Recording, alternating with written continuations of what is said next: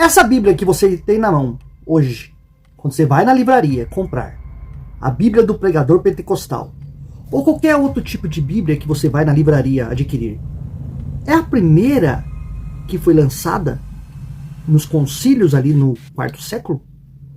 Esta Bíblia contém os mesmos livros da primeira que foi canonizada? Neste vídeo eu vou mostrar para vocês como que se deu o concílio. Vou mostrar também textos que foram acrescentados no Novo Testamento, acréscimos do Novo Testamento. É lógico que eu não vou apresentar nesse vídeo aqui tudo. Eu vou mostrar alguns dos acréscimos, quem manipulou versículos e acrescentou para criar os seus dogmas e estabelecer a sua religião. Você que gosta de estudar, fique nesse vídeo que depois da nossa vinheta eu vou apresentar isso para vocês. E não é heresia, é a história da sua Bíblia.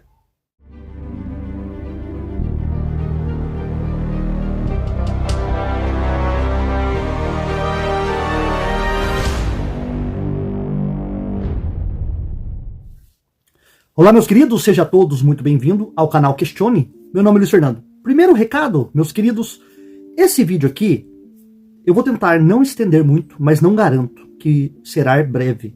Vídeos curtos, igual alguns aqui do canal têm pedido que faça vídeos de no máximo 20 minutos. Porém, isso aqui é um estudo requer um pouco mais de tempo. Vou tentar resumir, apesar do esboço ser um pouco grande. Mas vamos aqui sintetizar para você entender. Eu não posso pular partes, senão gera conflito, confusão. Este estudo aqui é feito dentro das academias teológicas. Isso aqui jamais vai ser discutido, vai ser levado como pauta dentro de uma igreja. Dentro da igreja evangélica. Dentro até, você que saiu do sistema religioso, você que saiu de dentro das chamadas igrejas evangélicas, protestantes e católicas, você também não sabe desse conhecimento.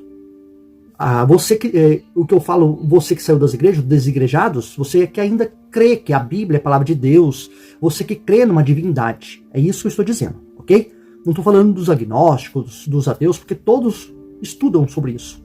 Sabe disso daqui que eu estou apresentando.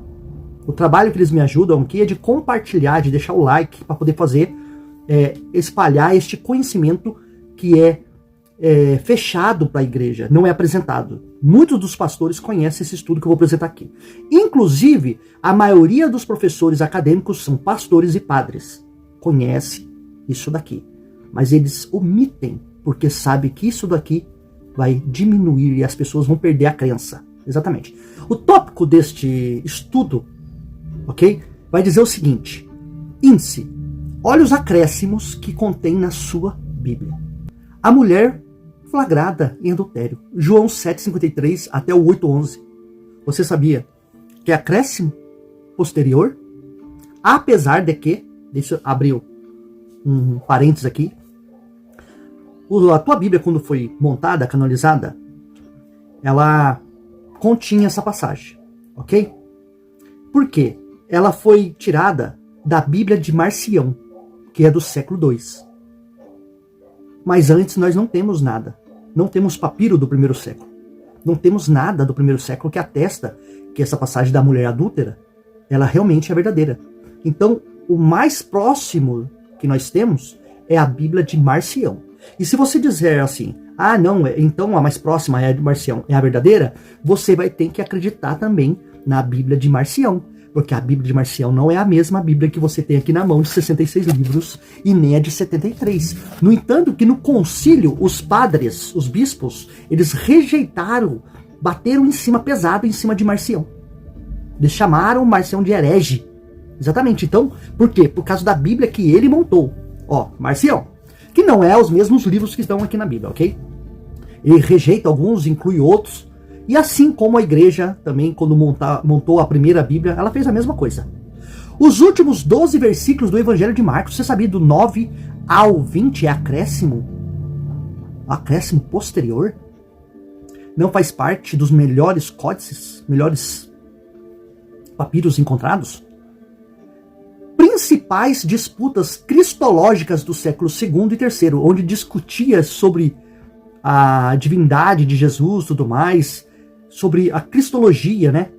onde eles, homens, discutia se Jesus era Deus, se Jesus era homem, e havia várias vertentes ali que diziam assim, não, Jesus era só homem, e o outro, não, Jesus era homem, e Jesus era divino, é igual os crentes falam hoje, 100% homem, 100% Deus. Exatamente, da onde que os cristãos tiraram essa frase? Ouvindo de pastores que pegaram essa daí, mas havia, por exemplo, 5 vertentes que pregavam sobre como era Jesus, e aí os pastores começaram a pregar isso nos púlpitos, porque eles pegam aquilo que lhes convém. Mas existe só um tipo de discussão, lá da época do cano bíblico, dos concílios de Niceia, de Hipona, de Trento, todos os concílios que discutiam sobre a Bíblia, sobre os livros a serem canonizados, os pastores pegam aquilo que lhes convém e rejeitam as outras.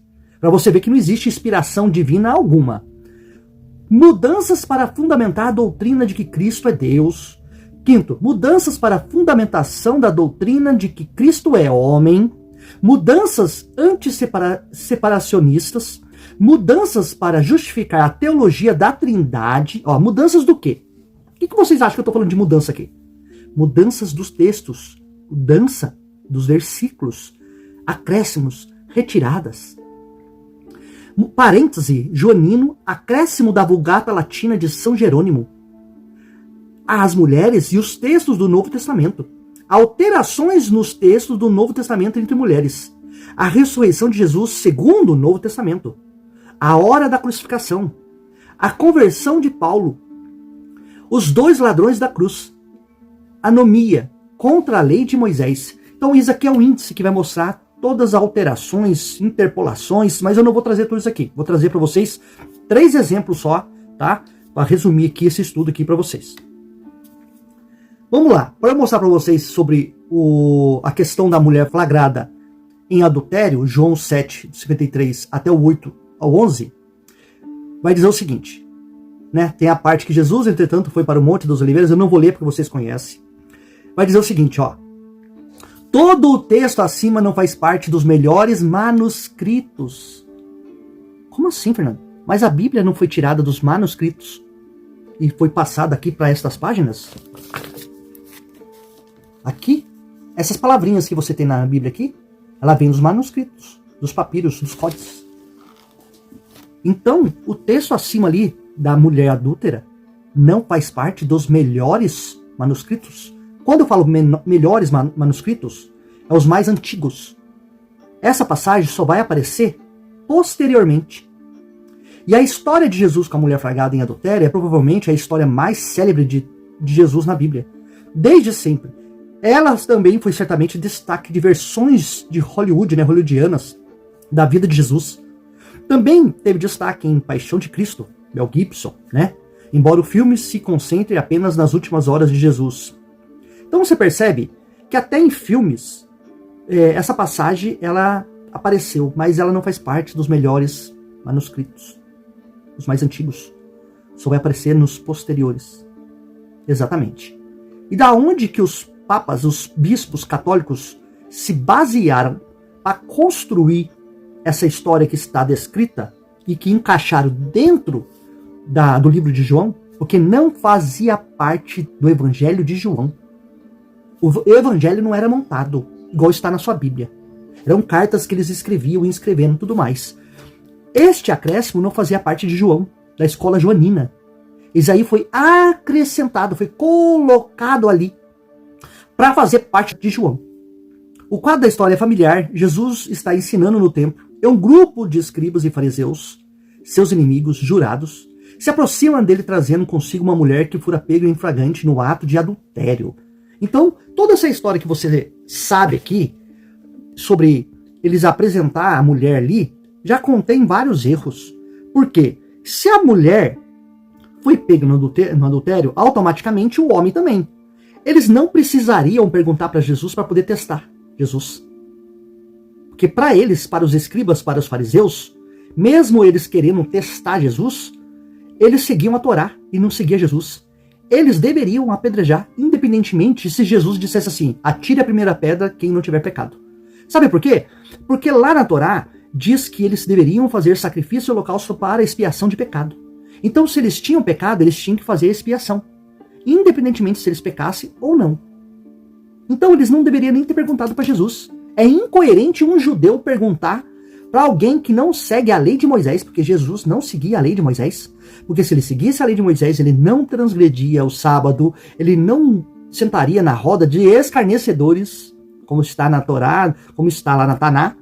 Jesus não praticaria muitas coisas que está descrito nos evangelhos, quebrando a lei. Exatamente. Então você percebe que Jesus, ele não é um praticante da lei ortodoxa. Ele não é um praticante da lei por completa. Parece que é um separatista. É um cara que fazia parte de um outro grupo, tipo os helênicos, os essênios. Estou contextualizando, não estou falando que Jesus existe. Estou falando, contextualizando, como se Jesus existisse. Que eu sei aqui, a história da vida de Jesus é uma construção baseada em cima de outros mitos. Exatamente. Então, estes versículos aqui, que foram encontrados nesses papiros, e foram montados, harmonizados, como diz Constantino para Eusébio de Cesareia, junta todas estas cartas que circulam, harmoniza-os, e este será o livro dos livros do Império, a tua Bíblia. Você sabia disso? Então, meus queridos, esse texto aqui da mulher flagrada em adultério é um acréscimo na carta de João. Não fazia parte dos melhores códices. Isso é acrescentado pelos copistas. 2. Os últimos 12 versículos do Evangelho de Marcos, principalmente aquele que fala sobre a ressurreição de Jesus e o ir de pregar o Evangelho a toda a criatura, e o engraçado é que o livro de Marcos, segundo a academia, ele foi usado por Mateus e Lucas para se construir os seus livros. Ele é o primeiro livro a ser construído. Ele é o primeiro livro, segundo a academia, para ser escrito. E ele não faz menção da passagem do versículo 9 até o versículo 20 do último capítulo de Marcos. Olha o que vai dizer aqui no relato. Marcos 16:9, tendo ele ressuscitado na manhã, cedo do primeiro dia da semana, apareceu primeiro a Maria Madalena, da qual expelira 7 demônios. Então essa parte aqui do 9 até o 20 não existe em Marcos. É um acréscimo. Colocaram nos outros papiros, os primeiros papiros que foram encontrados, não contém. Os melhores papiros que construiu a sua Bíblia não tem essa passagem também de 9 ao 20 de Marcos. São outros papiros que foram sendo construídos, escritos, que foram sendo escritos lá no século V, VI, e que foram sendo acrescentados. Por exemplo, foi encontrado o papiro do século IV. Aí eles separaram. Esse aqui, vamos fazer teste, laboratório, tudo mais. Esse papiro aqui é de qual? Esse papiro aqui é do século IV. Beleza, foi encontrado outro. De qual século? Esse século aqui, século V. Vulgata Latina. E esse aqui? Século VI. Beleza. Então quer dizer que a Bíblia é uma construção humana e não divina? Exatamente. Foram escolhidos os livros que iam entrar e ia sair? Por ótica humana? Sim, exatamente. Então, continuando aqui. No relato de Marcos, nos é dito de que Jesus é crucificado e depois sepultado por José de Arimateia, na véspera do sábado. No dia posterior ao sábado, Maria Madalena e 2 mulheres voltaram ao túmulo para ungir o corpo de Jesus. Ao chegar, descobrem uma pedra que foi removida na boca do túmulo. Engraçado que este texto aqui, que é acréscimo, ele contradiz com os outros evangelhos. Porque não tem ali aparecendo Maria Madalena e a pedra já está retirada, e uma confusão teológica. Cada evangelista vai construir a sua história conforme o que lhe convém. Uns a pedra já está lá. E ela pergunta, quem nos retirará esta pedra aqui? No outro evangelho, eles chegam lá, a pedra já tinha sido removida pelo anjo. Uma hora, o anjo está lá dentro, ao lado do túmulo de Jesus. A outra está lá em cima da pedra. Tem um homem, um anjo. No outro, 2 anjos. No outro evangelho, 2 anjos e Jesus em pé. No outro, Jesus está lá perto do jardim, fora do túmulo. Então é uma confusão atrás da outra nos evangelhos. Cada um contou a sua história segundo a sua perspectiva, segundo a sua invenção. É isso mesmo. Então vamos ver aqui. Segundo o exemplo que examinamos, pode não ser tão familiar para o leitor episódico da Bíblia, mas teve grande influência na história da interpretação bíblica e suscita problemas semelhantes para especialistas em tradição textual do Novo Testamento. Nosso exemplo provém do Evangelho de Marcos, que se refere ao seu término. É um grande problema. Sabe por quê? Porque a igreja está baseada nesse evangelho. Exatamente. E se Mateus foi escrito depois, e se Lucas foi escrito depois, eles se basearam em Marcos, então Marcos não faz parte. Quando o livro de Marcos foi escrito, coloca aí no Google, o livro de Marcos, qual a data dele que ele foi escrito? Quando ele foi escrito, ele não tinha essa passagem. Só foi aparecer bem depois que o cano foi montado. Se o livro de Marcos foi escrito no ano 70 e não fazia parte dessa história, não tinha essa história, ela foi aparecer só depois, e isso é isso mesmo. Exatamente. Então, quando o livro de Marcos foi escrito, não tinha. Mas o Espírito Santo deixou acrescentar? O Espírito Santo deixou retirar livros? Engraçado isso, né? Em Marcos 16, 17, é um dos versículos que mais complica a situação ali de Marcos. Por quê? Porque essas coisas aqui não acontecem. Esses sinais acompanharão aqueles que creem. Em meu nome expulsarão demônios, falarão novas línguas, pegarão as serpentes, e se beber alguma coisa mortífera, veneno, não lhes farão mal algum. E se colocarem a mão sobre os enfermos, eles ficarão curados. Aonde isso na prática acontece, colocar a mão sobre os enfermos serão curados, aí o crente vai dizer assim, ah, mas essa ordem aí foi só de Jesus para os seus discípulos. Então, mas aqui está incluído o id. Ide por todo mundo, pregar o evangelho a toda criatura. Então, se é só para os seus discípulos, por que vocês pregam hoje o id? Por que vocês pregam a Bíblia? Por que vocês abrem a Bíblia dentro das igrejas e pregam ela? Se a validade é só para os discípulos. Então, rasga a sua Bíblia. Então, observe mais a adulteração desse texto. Depois disso, Jesus é levado aos céus e sentado à direita de Deus. Quem viu Jesus assentar à direita de Deus? É a perguntinha que a gente sempre faz. E os discípulos pelo mundo proclamando o evangelho e as suas palavras sendo confirmadas pelos sinais que acompanhavam. Olha para você ver. Como que o escritor da narrativa sabe que eles pregaram por todo mundo, se o mundo que eles falam ali é só o mundo de Israel? E ali no texto 19 e 20 diz que eles pregaram por todo o mundo. E acompanhando com eles com os sinais. Amém. Encerrou. O próprio texto já mostra o que ia acontecer naquele tempo, naquela época. Pegando como se fosse verdade, tá? A prova que esses versículos não estavam no original de Marcos é semelhante em gênero à prova da passagem da mulher flagrada em adultério. Os versículos estão ausentes dos dos nossos mais antigos e melhores manuscritos do Evangelho de Marcos. Os versículos estão ausentes dos dos nossos mais antigos e melhores manuscritos do Evangelho de Marcos, além de ausentes de outros testemunhos importantes. A passagem anterior é de difícil compreensão. Por exemplo, Maria Madalena é apresentada no versículo 9, como se ainda não tivesse sido mencionada, mesmo tendo ela sido discutida nos versículos anteriores. E há mais um problema com o grego, que faz a transição ainda mais complicada. E há um grande número de palavras e frases na passagem que não são encontradas em nenhum outro lugar em Marcos. Em suma, como evidências são suficientes para convencer quase todos os pesquisadores textuais que esses versículos são acréscimos. Exatamente. Não existe nos códices, nos papiros mais antigos de Marcos. Então, se você está acreditando em que a Bíblia é a palavra de Deus inerrante, esquece. Pega aí os códices, pega os papiros, tenta encontrar essas passagens aqui nos papiros mais antigos.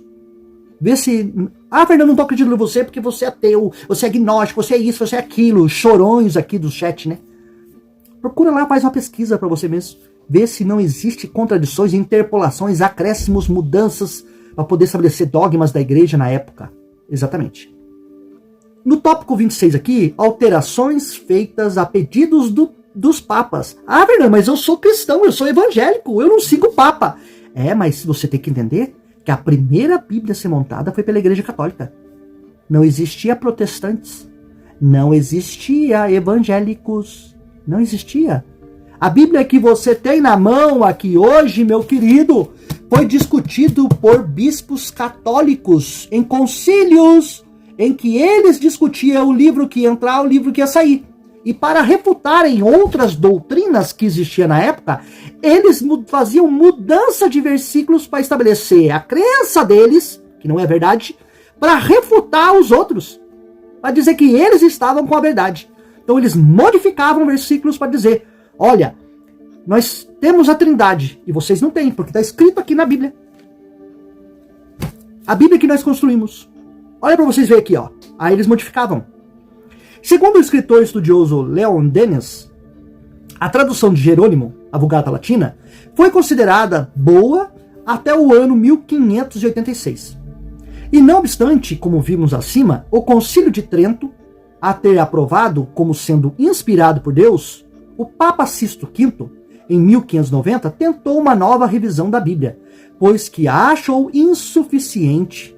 Essa edição da Bíblia passou a ter o seu próprio nome, porém, Clemente VIII, Papa de 1592 a 1605, determinou mais uma revisão dela.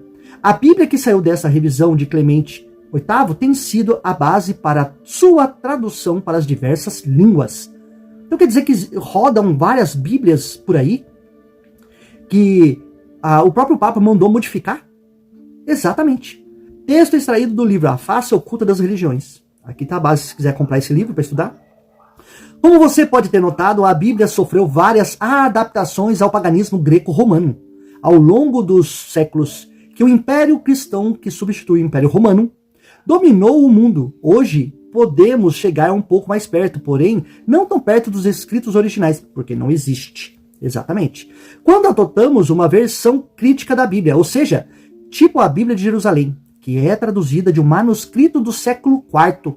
Então, uma das melhores Bíblias para você comprar e fazer estudo hoje é a Bíblia de Jerusalém.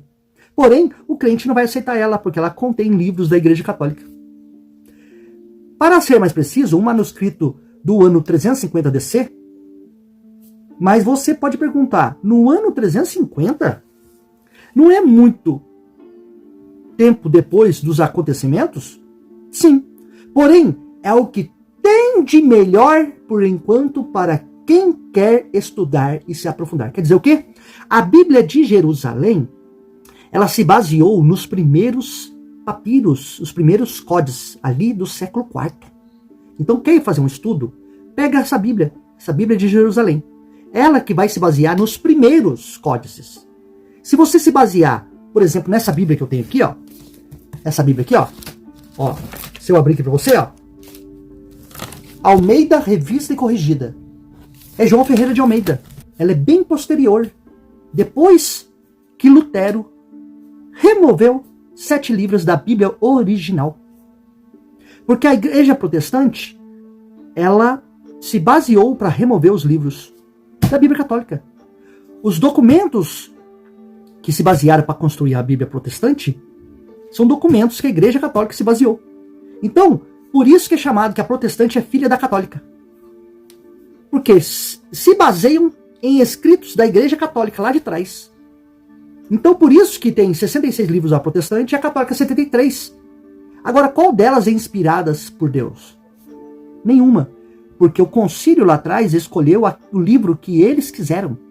A mando de imperadores. A mando de homens reunidos numa sala. Não tem Espírito Santo. Não tem Jesus. Não tem Javé, Jeová. Não tem. São homens que discutiram e que decidiram por si próprios construir a sua própria religião, a religião do império. O Concílio de Hipona, em 393, estabeleceu lista de livros que comporiam o cânon da Bíblia Católica. Então esse é o primeiro cânon, ok? Juntamente com o Concílio de Roma, em 382, e o Concílio de Cartago, em 397. A seleção dos livros da Bíblia não foi feita por uma pessoa ou um grupo específico, mas sim por autoridades estudiosos da igreja que discutiram. Quem discutiu foi o Espírito Santo? Então eles discutiram o assunto ao longo de primeiros 4 séculos depois de Cristo. A igreja cristã primitiva traduziu o cânon para o latim vulgar entre 385 e 405, numa tradução conhecida como Vulgata Latina. A lista de livros do cânon da Bíblia Católica foi reafirmada por unanimidade no Concílio de Trento em 1546, que também aprovou a inclusão dos livros deuterocanônicos como um artigo de fé. E aqui, Lutero pega a Bíblia Católica e simplesmente por conta própria, não foi Espírito Santo, quer dizer, já havia uma Bíblia montada? Já, a Igreja Católica. E antes, havia protestantes antes de 1500? É a pergunta que não quer calar. Havia protestantes antes de 1500? Não. Então, de 380 ali dos concílios, onde começou a montagem da primeira Bíblia, até 1500, aonde estava a Bíblia protestante de 66 livros. Então, desse período, que eu falei 380 até 1500, qual que é a Bíblia que continha, que regia o império e que era suposta palavra de Deus? Olha o período que eu estou falando para vocês aqui, de 1220 anos. Como que as pessoas estabeleciam sua fé? Como que as pessoas estabeleciam quem ia para o céu, quem ia para o inferno? Como que as pessoas conheciam sobre a criação do planeta? Adão e Eva? Como que as pessoas liam e estudavam a Bíblia? Não. Tudo poder do império. Quem detinha do poder na época da caneta e do microfone, vamos supor assim, né, da fala no público, da leitura, porque a maioria era analfabeto. Quem tinha o poder é que mandava a mensagem e dizia assim: olha, se não pagar o dízimo para a Igreja Católica, vocês terão que pagar, vocês vão para o inferno. Ou vocês serão presos, porque havia um acordo entre o Estado e a Igreja Católica. Quem não pagasse o dízimo para a Igreja Católica pagava uma multa para o Estado. Você sabia disso? Vocês sabiam disso? Que houve uma lei, uma época? Não, né? Então, quem estabelece? Quem tinha o poder? E as pessoas que nasciam e morriam entre 380 até 1500? Como que eles estudavam sobre a crença? Sobre Jesus?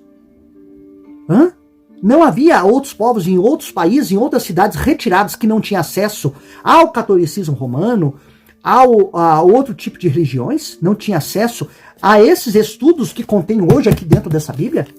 Existiam muitas pessoas, tribos, pessoas, cidades que não tinham conhecimento. Pessoas nasciam, morriam e poucos sabiam sobre Jesus, salvação. Paulo, então, salvação pela graça, mediante a fé em Cristo Jesus, eles nem sabiam que era Jesus. Ah, Fernando, mas eles foram salvos por causa é o tempo da ignorância, porque eles não conheciam. Então deixa todos no tempo da ignorância, não precisa pregar Jesus. Porque assim, no tempo da ignorância, todos serão salvos. A pessoa que tem caráter que faz o bem, beleza, foi salvo. A pessoa que tem um mau caráter, que rouba, que mata, a pessoa que estupra, né? A pessoa que faz todas essas coisas erradas, essa pessoa, ela vai para um maldito inferno aí de Zoroastro. Que as doutrinas que você tem no cristianismo é tudo zoroastrismo. Exatamente. Então, meus queridos, quem que decidiu os livros que iam entrar? Quem decidiu que ia corrigir, que ia modificar? Quem? Os homens daquele século. O cânon, além das escrituras canônicas, nada deve ser lido sobre o título de divinas escrituras, olha o que eles diziam na época. E as escrituras canônicas são Gênesis, Êxodo, Levítico, Números, Deuteronômio, Josué. Presta bem atenção na primeira Bíblia que foi montada. A Bíblia que você tem na mão hoje é a mesma? Olha a pergunta do início do vídeo. É a mesma que nós temos hoje? A tua Bíblia tem hoje 1º, 2º, 3º e 4º reis? Tem? Não, né? Mas a primeira Bíblia que foi montada tinha. E essa primeira Bíblia, que vocês dizem que é inspirada por Deus. É o Espírito Santo que no concílio inspirou os grandes homens, os 70, a construir a Bíblia, o Antigo Testamento. E depois os grandes homens, os bispos construíram, e através do Espírito Santo ajudou eles a construir, inspirou eles a construir o Novo Testamento. Exatamente. Olha os 2 livros de Paralipômenos, 1ª e 2ª Crônicas, Jó, o Saltério de Davi, os 5 livros de Salomão. Tem esses livros na sua Bíblia? Olha para você ver. Sirácida, os 12 livros dos profetas Oséias, Joel, Amós, Abadias, Jonas, Miqueias, Naum, Abacuque. Olha, Tobias, Judite, os 2 livros de Esdras, os 2 livros de Macabeus. Estes livros contêm aqui, nessa Bíblia de 66? Essa aqui não é a primeira Bíblia, a de 66. É essa Bíblia aqui, ó. Esta. E do Novo Testamento, 4 livros do Evangelho de Atos dos Apóstolos, 3 epístolas de Paulo e uma do mesmo aos Hebreus. Que depois, na discussão, descobriram que não é Paulo que escreveu Hebreus coisa nenhuma, né? Olha que legal o que aconteceu. Sobre a confirmação deste cânon, se consultará na igreja do outro lado do mar. A leitura da paixão dos mártires será permitida na celebração dos seus respectivos aniversários. Ó, esse aqui foi o concílio de Hipona quando decidiu qual Bíblia seria montada, a primeira Bíblia. Versão latina da Bíblia composta na época do concílio por São Jerônimo. Ó, a Bíblia cristã, portanto, possui 71 livros. 71 livros. Ou 73, se ao contrário da Septuaginta, contamos Jeremias, Lamentações e Baruque. Distintamente, o Antigo Testamento, 27 no Novo Testamento. 44 no Antigo Testamento e 27 no Novo Testamento. O cânon definido pelo Concílio de Hipona é adotado pela Igreja Católica. Também atualmente, a Igreja Ortodoxa o aceita. Acrescentando-lhes outros textos, como 3 Macabeus, 4 Macabeus, Odes de Salomão, Prece de Manassés, Saltério de Salomão, além de Salmos 151. Prática também adotada pela Igreja Anglicana, não obstante rejeita o Salmo 151. Então vamos entender aqui. Percebe-se que não tem só uma Bíblia, a de 66, nem a de 73, nem a de 71, nem a de 80, nem a de 82, a de 78 de um país, a de 78 de outro, a de 75 livros, a de 73, a de 66 dos protestantes. Percebe que todas, cada um vai defender o seu livro sagrado e falar que a sua é a verdade absoluta. E está aqui o crente, com menos livros na mão, dizendo que a sua Bíblia é a sagrada. Inerrante. É um absurdo um negócio desse. Aí vem um personagem que pega uma Bíblia já montada lá atrás, que os crentes amam e festejam em outubro.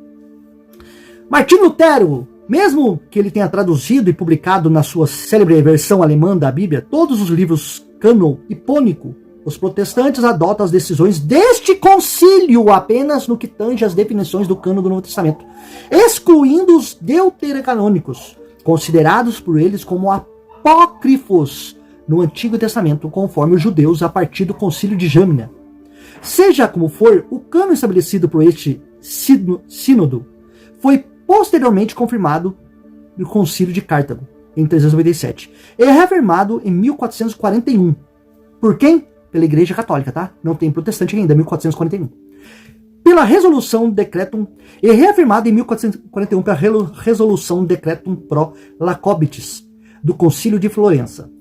E finalmente em 1546. Quer dizer, que eles viviam mexendo na Bíblia, decidindo o livro que ia entrar, que ia sair. Porque, por exemplo, teve um ano que o livro de Apocalipse, ele foi considerado apócrifo. Ele era apócrifo, Fernando? Sim. Ele é considerado apócrifo pela Igreja Católica? Sim. Ele foi retirado da Bíblia? Foi. Tinha outras cartas, outras epístolas que era considerado inspirado por Deus e que hoje não está na Bíblia? Sim. Epístola de Barnabé, Apocalipse de Paulo, Apocalipse de Pedro e todos esses evangelhos aos Hebreus. E todas essas cartas não existem mais, existiam numa Bíblia e hoje não existe mais? Exatamente. Foram colocados e tirados a bel prazer da caneta do homem. E aí você vem dizer para mim, crente, querer me condenar através de um livro que está todo mexido, todo bagunçado, falando que é palavra de Deus, faça-me um favor, hein? Aí vem um cidadão chamado Lutero e ele faz o seguinte: quem tirou os 7 livros da Bíblia, da primeira Bíblia? Por iniciativa do próprio Lutero, não foi eu que escrevi isso aqui, tá? Dá um Google e coloca aí. Por iniciativa do próprio Lutero, que decidiu retirar, não foi o Espírito Santo que mandou? Caramba, que decidiu retirar os 7 livros da Bíblia para dar maior fundamento à religião que ele criara.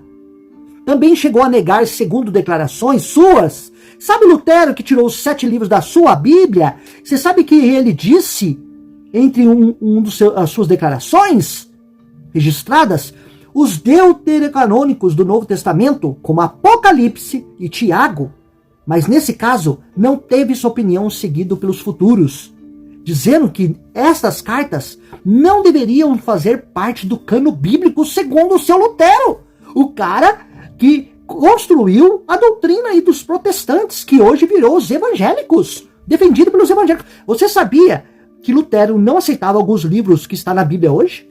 Na sua Bíblia? Então você segue um luterano? Você segue um cara que retirou livros da tua Bíblia? E um cara que achava que muitos livros que estão na Bíblia não era para estar na Bíblia? Poxa, então você está baseando em homem? Exatamente. Então, meus queridos, eu espero que você tenha gostado desse breve vídeo, breve estudo.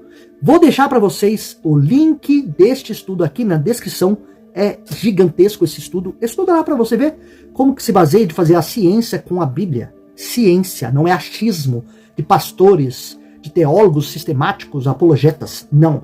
Aqui nós vamos mostrar a verdade nua e crua na sua cara, doa a quem doer. Eu espero que você tenha gostado desse estudo. Você que não é inscrito, se inscreva no canal, deixe seu like e compartilhe. E até o próximo vídeo.